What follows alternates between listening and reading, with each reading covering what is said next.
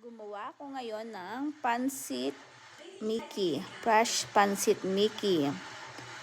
Kailangan po natin dyan ang harina, water, salt. Then, minasak ko siya hanggang sa maging okay ang dough. Inireposo ko siya ng 5 minutes.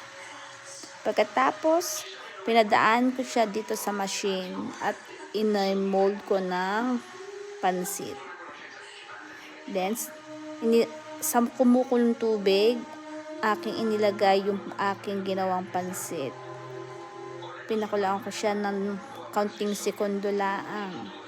Then, pinatulo hanggang sa lumamig.